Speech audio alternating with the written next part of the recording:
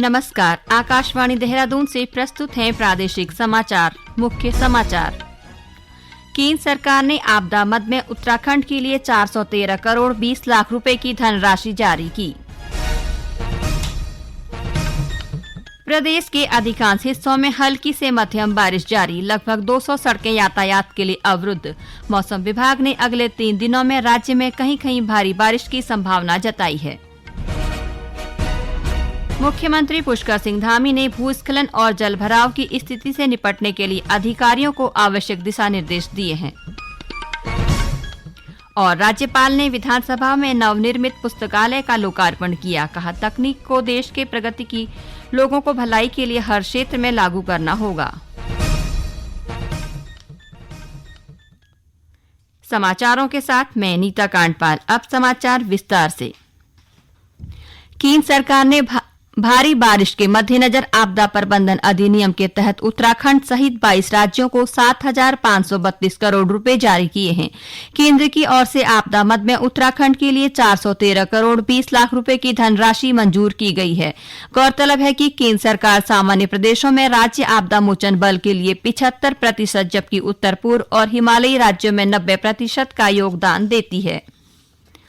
प्रदेश के अधिकांश हिस्सों में हल्की से मध्यम बारिश जारी है। राज्य में कहीं-कहीं मूसलाधार बारिश होने से भी समाचार हैं। मौसम विभाग के अनुसार आने वाले 3 दिनों में राज्य के कुछ हिस्सों में भारी बारिश हो सकती है।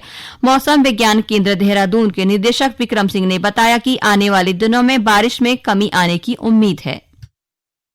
पश्चिमी विक्षोभ और मानसून सिस्टम में जो इंट्रैक्शन वहां पर हो रहा था वो कम हुआ है और हमारी तरफ बढ़ा था, तो उसका बहुत ज्यादा इम्पैक्ट नहीं है। पर ये कि जो दिख रही थोड़ी एक्टिविटी की हैवी रेंज तक है, वेरी हैवी रेंज तक वो मिल रही है। अभी भी कंटिन्यूस जो एक्टिविटी है उसकी वजह से कहीं ना कहीं जो है, मतलब जो स्थिति अभी बनी हुई थी 1-2 दिन पहले, जैसे हरिद्वार या यूएस नगर वगैरह में जलभराव हो रहा है, तो वो उसमें बहुत ज्यादा कमी तो नहीं आएगी, पर थोड़ी बहुत कमी आ जाएगी उसमें, क्योंकि क्यूमुलेटिव इफेक्ट तो रहेगा। पीछे भी थी, अभी भी एक्टिविटी चली रही है। इस बीच पिछले कुछ दिनों से हो रही बारिश के चलते राज्य की प्रमुख नदियों के जलस्तर में बढ़ोतरी हुई है। हालांकि सभी नदियां खतरे के निशान से नीचे बह रही हैं। वहीं भूस्खलन के कारण राज्य के करीब 200 यातायात मार्ग आवाजाही के लिए अवरुद्ध हैं, जिन्हें खोलने के प्रयास किए जा रहे हैं। उधर लगातार हो रही बारिश के कारण हरिद्वार में लक्सर स्थित सोलानी नदी पर मोहम्मदपुर बुजुर्ग गांव के पास तटबंध टूटने से 24 गांवों में पानी भर गया है। गांवों में पानी भरने से लोगों को परेशानियों का सामना करना पड़ रहा है। जलभराव के कारण शहर और देहात क्षेत्र की कई सड़कें बंद हैं। लक्सर बाजार में करीब 4 से 5 फुट पानी भरा हुआ है। प्रशासन लोगों की मदद के लिए जुटा हुआ है। सांसद डॉक्टर रमेश पोखरियाल निशंक ने भी आज क्षेत्र का दौरा किया और अधिकारियों को लोगों तक जल्द राहत पहुंचाने के निर्देश दिए। मुख्यमंत्री पुष्कर सिंह धामी ने कहा है कि भारी बारिश के चलते बंद पड़े सड़क मार्गों को खोलने के प्रयास लगातार जारी हैं। उन्होंने कहा कि मैदानी इलाकों में जलभराव की समस्या से निपटने के प्रयास भी युद्ध स्तर पर जारी हैं।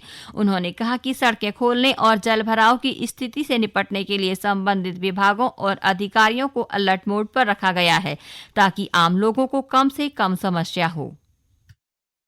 वृष्टि हो रही है, कहीं जल भराव हो गया है, कई जगह पर हमारा मार्ग पूरे बह गए हैं, भूस्खलन भी हो रहा है, मार्ग अवरुद्ध हो गए हैं। तो उन सब के लिए सभी को जो संबंधित हमारे जितने भी विभाग हैं उन सभी को अलर्ट मोड पर रखा गया है। प्रयास किया जा रहा है कि अधिकतर मार्ग खोले जाएं। तीर्थ यात्री भी बहुत सारे आए हुए हैं, कुछ जगह पर दुर्घटनाएं भी हुई हैं। तो सभी तीर्थ यात्रियों से भी बार बार यही अनुरोध किया जा रहा है कि जब तक मौसम खराब है, जब तक मौसम की किसी प्रकार से स्थिति न पैदा हो जाए, तब तक जो है अपनी यात्रा रोक दें। हरिद्वार में जल भराव हुआ है, अन्य स्थानों पर भी जल भराव हुआ है, और जो लक्सर का क्षेत्र है, रायसी का क्षेत्र है, बाणगंगा से, और उस क्षेत्र में काफी जगह पर नुकसान हुआ है, उसका सभी का आकलन कर रहे हैं।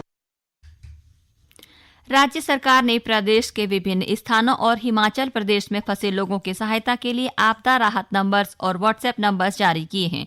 किसी भी मदद के लिए 9411112985, 0135271738, 0135271268 इसके अतिरिक्त व्हाट्सएप नंबर 9411112780 पर भी मैसेज किया जा सकता है।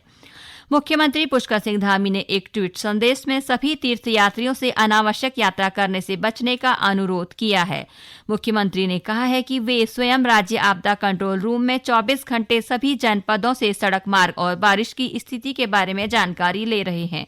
उन्होंने बताया कि सभी जिला प्रशासन और राज्य आपदा मोचन बल को सतर्क रहने के निर्देश दिए हैं। केंद्रीय स्वास्थ्य एवं परिवार कल्याण मंत्री डॉक्टर मनसुख मांडविया 14 जुलाई को देहरादून में स्वास्थ्य चिंतन शिविर का उद्घाटन करेंगे।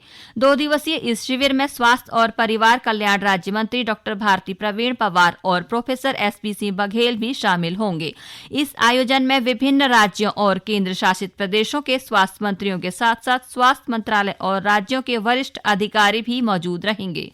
इस शिविर में आयुष्मान भव कैंपेन, राष्ट्रीय टीबी उन्मूलन कार्यक्रम, खसरा बेला उन्मूलन कार्यक्रम जैसे महत्वपूर्ण विषयों पर चर्चा की जाएगी।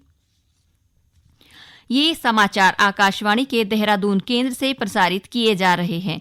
ताजा समाचार के लिए आप हमारे फेसबुक पेज आकाशवाणी समाचार उत्तराखंड, ट्विटर हैंडल @airnews_DDN को फॉलो कर सकते हैं।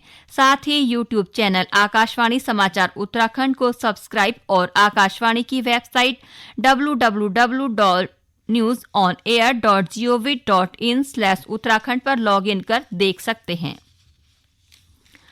राज्यपाल लेफ्टिनेंट जनरल गुरमीत सिंह ने आज विधानसभा में नवनिर्मित पुस्तकालय और नई वेबसाइट का लोकार्पण किया। इस पुस्तकालय में लगभग 20,000 से ज्यादा किताबों का समावेश किया गया है। इस विशिष्ट पुस्तकालय में संविधान एवं कानून, लोक प्रशासन और सामान्य ज्ञान सहित विभिन्न विषयों से संबंधित महत्वपूर्ण पुस्तकें उपलब्ध रहेंगी। इस अवसर पर राज्यपाल ने कहा कि तकनीकी का विकास बड़े स्तर पर शुरू हो गया है और हमें आधुनिक तकनीक को देश की प्रगति और लोगों की भलाई के लिए हर क्षेत्र में लागू करना होगा। उन्होंने कहा कि वर्तमान समय में टेक्नोलॉजी, आर्टिफिशियल इंटेलिजेंस, डिजिटलीकरण, सोशल मीडिया और मास मीडिया के साथ जुड़ना बहुत जरूरी है। इस मौके पर मुख्यमंत्री पुष्कर सिंह धामी ने कहा कि विधानसभा में निर्वाचित सभी सदस्य संसदीय पुस्तकालय के जरिए सदन के भीतर होने वाली कार्यवाही की बारीक से जानकारी ले सकते हैं। श्री अन्न यानी मिलेट्स को बढ़ावा देने के लिए प्रदेश सरकार संकल्पित है। श्री अन्न को मंदिरों में प्रसाद के रूप में वितरित किए जाने को लेकर जल्द ही मुख्यमंत्री की अध्यक्षता में बैठक की जाएगी। नई दिल्ली में हिमालयी पर्यावरण अध्ययन एवं संरक्षण संगठन के संस्थापक पद्म भूषण डॉक्टर अनिल प्रकाश जोशी ने मुलाकात के दौरान राज्य कृषि मंत्री गणेश जोशी ने कहा कि श्री अन्न का प्रसाद 3 महीने तक खराब न हो सके, इसके लिए बड़े स्तर पर शोध किया गया है। इस अवसर पर पर्यावरणविद डॉक्टर जोशी ने कृषि मंत्री गणेश जोशी से औद्यानिक क्षेत्र में नई दिशा तैयार करने को लेकर आग्रह किया और अपने सुझाव दिए। पर्यावरणविद अनिल जोशी ने कृषि मंत्री से 10,000 फल वृक्षों की मांग की ताकि विभिन्न गांव के संगठनों को जोड़कर वृक्षारोपण किया जा सके। उन्होंने उत्तराखंड में कृषि के क्षेत्र में नए प्रयोग करने वाले किसानों के साथ एक बैठक करने का सुझाव दिया। इस दौरान कृषि मंत्री गणेश जोशी ने पर्यावरणविद अनिल जोशी के सभी बिंदुओं पर अपनी सहमति जताई। बरसात के मौसम में बागेश्वर जिले के विभिन्न क्षेत्रों में धान की रोपाई का काम जोर शोर से चल रहा है। हुड़किया बोल की धुन पर लोकगीतों के साथ जिले में धान की रोपाई की जा रही है। हुड़किया बोल के साथ धान की रोपाई उत्तराखंड में श्रम से जुड़ी परंपरा है और बागेश्वर में इस प्रथा का बखूबी निर्वहन किया जाता है। हुड़किया बोल के बीच ग्रामीणों के साथ धान की रोपाई के लिए पहुंची जिलाधिकारी अनुराधा पाल ने कहा कि उत्तराखंड में लोकगीतों की समृद्ध परंपरा रही है। उन्होंने कहा कि अपनी पुरातन विरासत को संरक्षित करने और उसे नई पीढ़ी तक ले जाने का प्रयास सभी को करना चाहिए। ये मेरा बहुत अच्छा अनुभव रहा है क्योंकि हुड़किया बोल जो एक हमारी प्राचीन संस्कृति है जिसमें पुरुष जो है हुड़का हमारा जो पारंपरिक वाद्य यंत्र है उसको बजाते हैं, महिला धान की रोपाई करते हुए पारंपरिक अपने जो लोकगीत हैं उनको गाते हुए एंजॉय करते हुए धान की रोपाई करते हैं। भगवान से प्रार्थना करते हैं कि उनकी फसल बहुत अच्छी हो। चंपावत जिले में पशुओं पर लंपी वायरस का असर यहां की खेती पर पड़ा है। गोवंशीय पशुओं और बैलों के बीमार होने के कारण घाटी वाले क्षेत्रों में धान की रोपाई, निराई और गुड़ाई में दिक्कतें आ रही हैं। ग्रामीणों का कहना है कि जिले में बैलों के बीमार होने के कारण किसानों ने धान की रोपाई का काम 1 महीने देरी से शुरू किया है।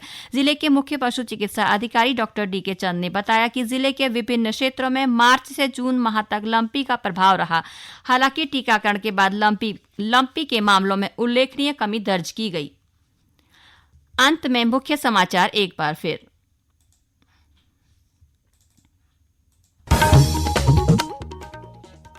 केंद्र सरकार ने आपदा मद में उत्तराखंड के लिए 413 करोड़ 20 लाख रुपए की धनराशि जारी की।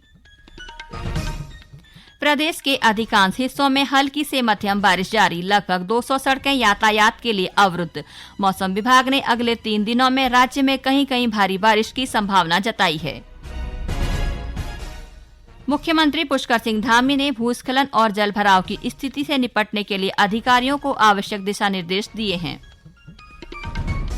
और राज्यपाल ने विधानसभा में नवनिर्मित पुस्तकालय का लोकार्पण किया, कहा तकनीक को देश की प्रगति और लोगों की भलाई के लिए हर क्षेत्र में लागू करना होगा।